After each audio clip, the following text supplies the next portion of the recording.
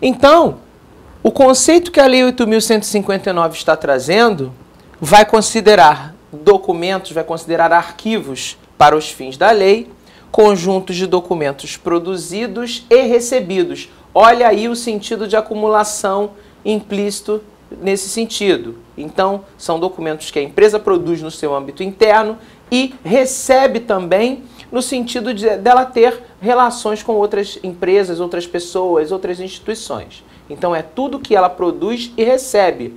Não esqueçam do sentido de acumulação. Nesse sentido, são feitos por órgãos públicos, instituições de caráter público e entidades privadas. Olha aí, o âmbito público e o privado junto. Assim como por pessoa física, nós geramos arquivos. Quem hoje em dia não acumula documentos? Guarda documentos de contas que pagou. Para quê? Para que eu guardo? Para provar que se um dia eu for questionado, eu tenho como provar que eu estou em dia com as minhas obrigações de cidadão. Olha aí o propósito do documento de arquivo servindo como fonte de prova em uma questão, no caso aí, legal. Também coloca que é independente do suporte, ou seja, os meus arquivos vão se constituir de informações registradas em suporte. Qualquer suporte, ou papel, um disco, uma fita, um CD, um DVD, um microfilme, uma foto, entendido? E independente da natureza dos documentos, ou seja, independente se os documentos são ostensivos ou sigilosos, ou seja, se eles podem ser acessíveis por todo mundo ou não. Isso aí nós vamos ver mais detalhadamente adiante. Então entendam que esse conceito trazido pela Lei 8.159 é essencial para vocês memorizarem e responderem adequadamente às questões de concurso. Então, podemos entender, com relação à arquivologia, que é uma ciência que se encarrega da organização dos acervos documentais, desde a sua produção, passando pelo seu trâmite, até a sua destinação. O que é isso, professor? Falei em produção, trâmite e destinação. Vocês podem considerar essas três fases as fases básicas da gestão de documentos. Repetindo, as três fases básicas da gestão de documentos são produção, trâmite e destinação. Vamos comentar uma a uma.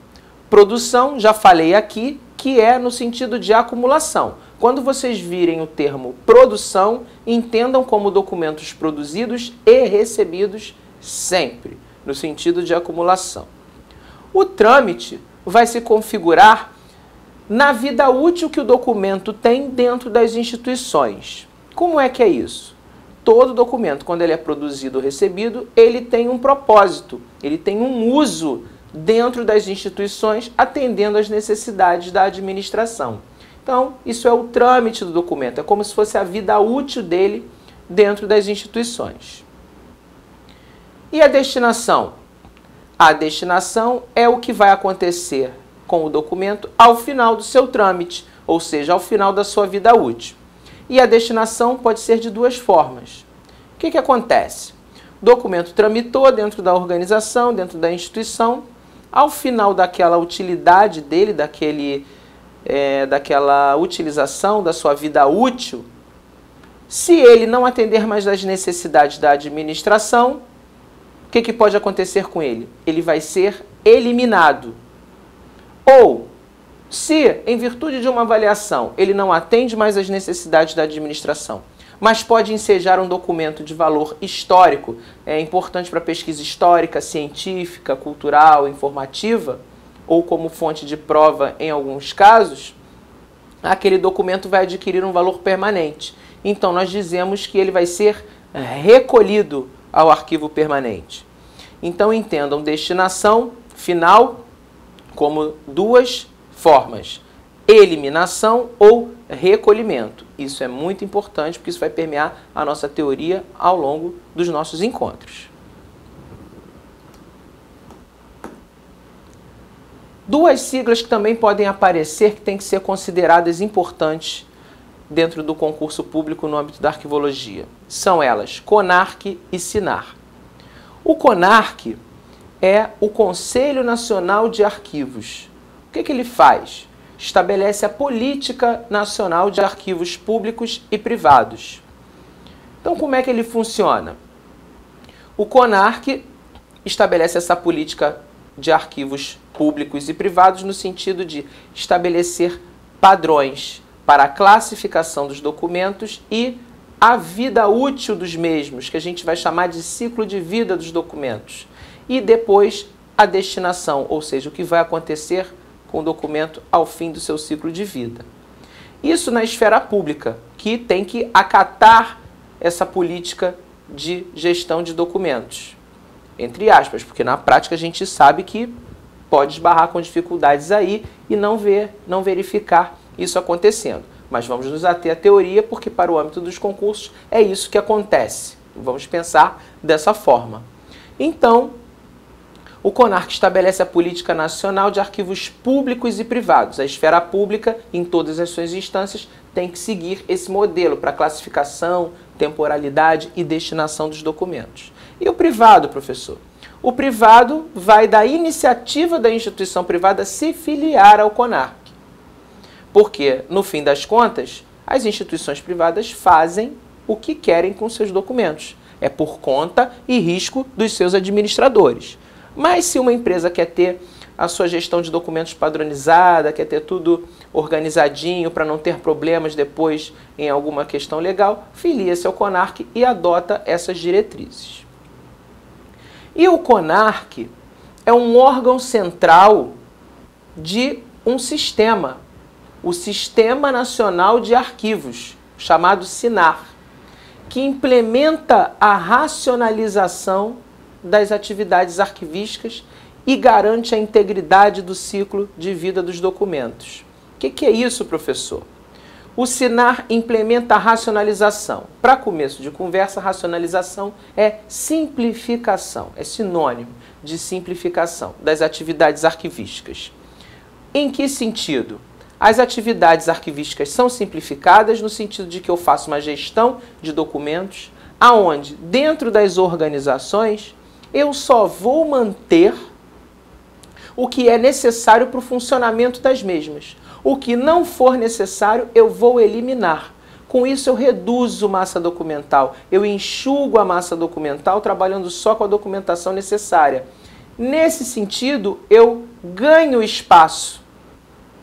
E o que o ganho de espaço traz? Economia de dinheiro público, que é esse o propósito da gestão de documentos. Gastar o menos possível com espaço para o acondicionamento dos documentos no âmbito dos arquivos. Isso é muito caro para a administração pública. Então, há que se implementar uma gestão efetiva, eficiente e eficaz dentro das organizações públicas para se economizar dinheiro e não ficar dentro daquele caos documental que a gente sabe que existe, onde não se acha nada, tem um volume documental muito grande e não se enxuga a massa documental. Então, o SINAR propõe isso. Racionalizar as atividades arquivísticas, simplificar, garantindo a integridade do ciclo documental, ou seja, eu estou sempre produzindo e recebendo documentos, tramitando e, no fim das contas, eliminando ou recolhendo. Isso é um ciclo que acontece, que a gente chama de ciclo de vida dos documentos, que vai ser explicado mais adiante com mais detalhes. Então, o SINAR, vocês podem entender como um órgão pensante, a parte intelectual da gestão de documentos, e o CONARC, como órgão central do SINAR, é a parte operacional, a parte que executa o que o SINAR elabora. Vamos adiante. Primeira questão aí, para nós fazermos e começarmos a elaborar o entendimento de vocês sobre o conteúdo que nós estamos vendo. Essa questão, ela caiu na prova da Agência Nacional de Águas, no concurso de 2006, é da banca da CESP, e diz o seguinte: arquivo, segundo definição legal, é o conjunto de documentos de qualquer natureza e em qualquer suporte, produzidos e recebidos por órgãos públicos, instituições de caráter público, entidades privadas e pessoas físicas, no exercício de suas atividades específicas. Bom, considerando o que está dito no enunciado da questão, o que vocês concluem? A questão é certa ou errada?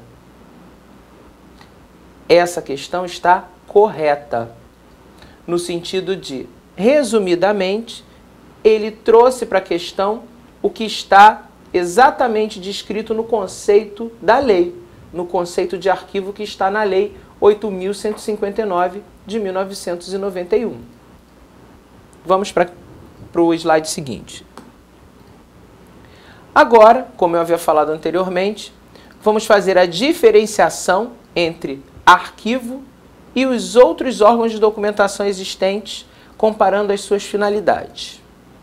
Lembrando que arquivo é uma acumulação ordenada de documentos, em sua maioria textuais, com finalidade funcional, ou seja, atender à administração. Vamos à primeira comparação. Biblioteca. Biblioteca tem a seguinte definição: é o conjunto de material, em sua maioria impresso, disposto ordenadamente por estudo, pesquisa e consulta. E a sua finalidade é cultural. Já começamos por aí. Finalidade da biblioteca é cultural. Ela não atende à administração no sentido das suas atividades. Ela só atende à pesquisa cultural. E olha a definição. É o conjunto de material, não é conjunto de documentos. Em sua maioria impresso, não é textual. Então olha a diferença aí do material que se tem em arquivo e biblioteca, comparando logo com esse primeiro órgão. Por que na biblioteca a maioria é impresso? Porque biblioteca não é só livro, revista e jornal ou periódico. Numa biblioteca também encontram-se fotografias, encontram-se mapas, encontram-se discos, fitas, encontram-se filmes também numa biblioteca. Mas a maioria do acervo é composta de material impresso. Passando adiante, vamos falar do museu. O que é o museu? É uma instituição de interesse público, com a finalidade de conservar, estudar e colocar à disposição do público conjunto de peças e objetos de valor cultural. Ou seja, a finalidade do museu também é cultural, é a mesma da biblioteca. Aonde está a diferença? No material reunido por essa instituição.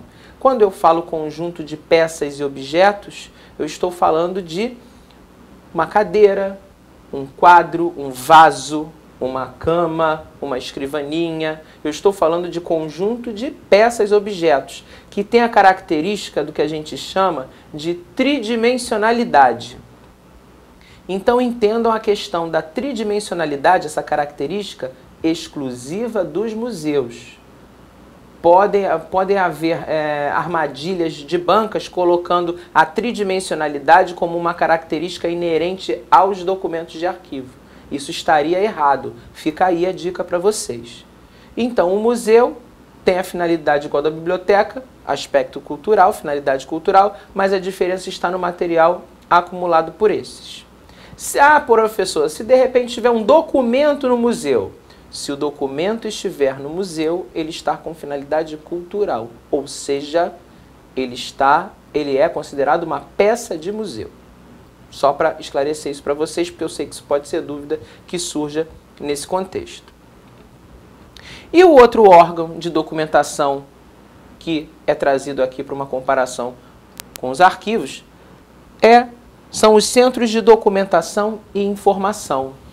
O que consiste esses órgãos de documentação?